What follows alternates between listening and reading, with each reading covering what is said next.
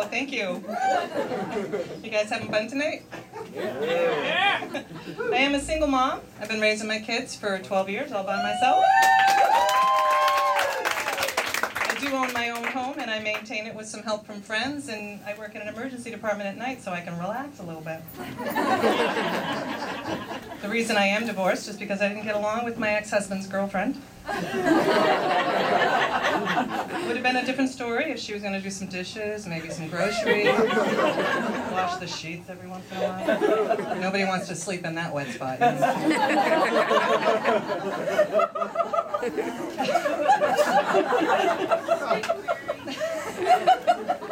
So I find out my ex-husband's cheating on me and I divorce him. Essentially, now he gets the kids 4 days a month and has more time for dating. I really showed him, didn't I? However, being a single mom, taking care of those kids, 24 hours a day, 7 days a week, that rocks. Though I will tell you this much, my ex-husband was cheating on me, I found out he didn't know I knew. Developed a kidney stone one day. And I needed to have my living room painted. So I convinced him that that up and down motion would dislodge the stone.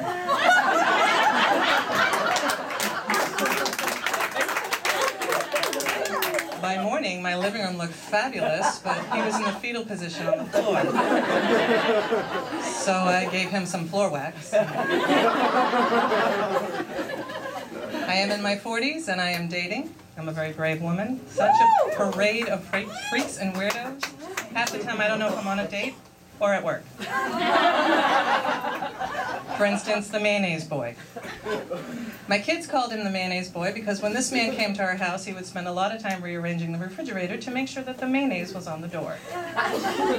I called him the mayonnaise boy because he happened to confide in me at one point in time that when his ex-wife left him for another woman, he jerked off in her tuna sandwich.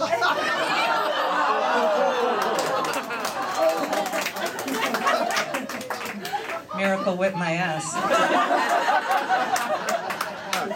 Hold the mayo. So, I am an RN. I work in the emergency department. Let me get rid of a couple of misconceptions. The number one misconception is that as ER nurses, we do not love peeling sticky things off hairy places. Number two is we do not wear white that holds our boobs up for your visual pleasure. And number three is we do not want to see your Johnson, your whacker, your business, or your not so Brad Pitt ass tie up your Johnson.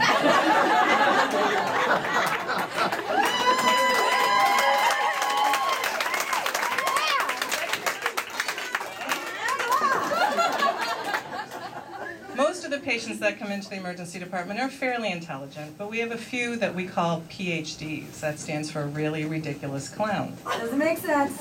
Yeah, I know, but NPO means nothing by mouth, so shut up. For instance, we had these two guys that came in. They were so drunk, they thought they were superheroes. Maybe you've heard of them, Captain Mad Dog and his sidekick, Natty Ice Boy. We also had two guys that came in one night. Both of them had been dry humping and had torn the tip of their penis. What is there, a national shortage on KY jelly? Just switch to Astroglide, okay? I had a 97-year-old that came in. He was dead on arrival. It was just kind of sad.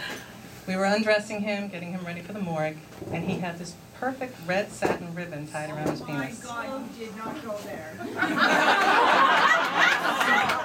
I cannot understand what he was trying to remember that bad. I'm asking you. When I first started out as an emergency department nurse, one of the ER docs asked me to come help him do a trauma assessment. He needed to check rectal tone. All I could think of was...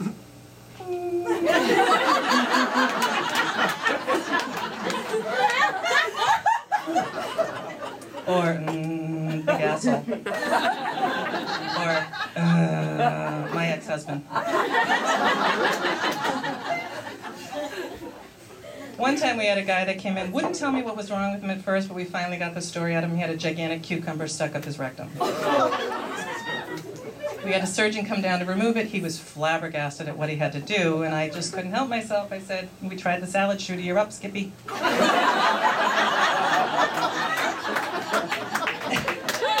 Now this is exactly the kind of story that you would go home to your family and tell over Thanksgiving dinner, right? I would. So I go home to my family and I tell them the story over Thanksgiving dinner. They're all laughing appropriately, except one woman down the other end of the table, my mother, is going, "Oh, God, no. How did that cucumber get up there?" And without missing a beat, my father said, "Yeah, you couldn't garden with the shorts on, dude. You can't weed. Fall down." My poor mother spent the rest of that summer weeding the garden in long pants.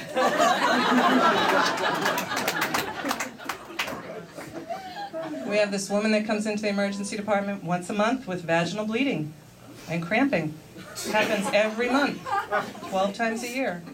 We still have no idea what's wrong with her. My all-time favorite patient is the guy that came in. The triage reads like this. Patient is requesting alcohol detox and to fall in love. Next sentence says, patient is covered in dry stool. I think I see where there's a problem. Okay, you know how you use cock rings? You know how you use cock rings, right? It's this ring, it goes to the base of your penis. The blood goes into the penis, but it doesn't come out, kind of like a Roach Motel, only a little bit different. Well, the whole point of this thing is it's got to come off eventually, and there are some very short-sighted people that don't understand that. They bypass the sex toys and they go right to the hardware store, and for some reason a half-inch stainless steel ring seems like a really good idea. These people have a great time, and then it's not so fun, and then it's really not fun, and then they're desperate, and I usually meet them at desperate. One of my favorite ER docs will call maintenance, request bolt cutters, stat. 10 minutes of screaming like a girl and you're all set, good to go. Another satisfied customer. This is another area in the emergency department that's getting a little out of control, customer service. So this is, I'm trying to figure out how far this is going to go, and this is what I've come up with. Hold on. This is Rockingham Ambulance calling into the emergency department. Rockingham Ambulance, this is Mary. I'll be the nurse taking your patch this evening. Thanks for calling us. Our specials tonight are abdominal pain and motor vehicle collisions. How can we help you tonight?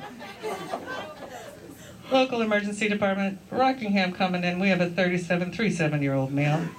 Alcohol level on board, we think the level is, oh my God. Patient has required 8 Nashua police officers, 3.5 cans of pepper spray, and a taser. He is now resting comfortably in the back of our rig.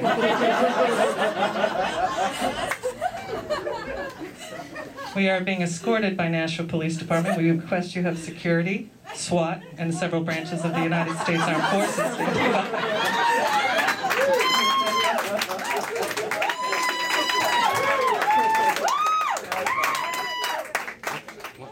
Thank you, Rockingham, for choosing us to serve your medical needs tonight. We'll be sure to give your patient the best care Medicaid can buy. See you on arrival.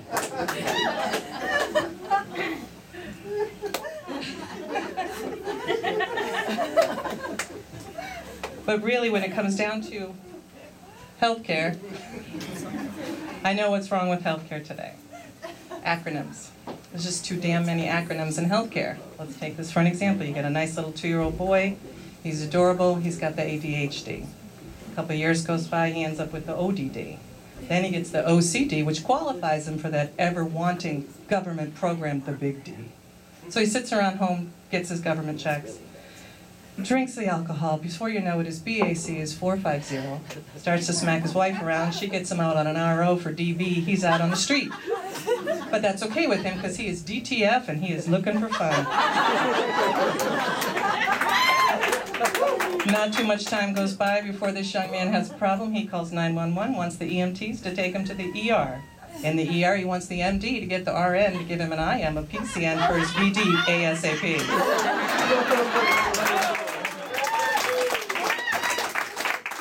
I'm just hoping that SOB comes in DOA.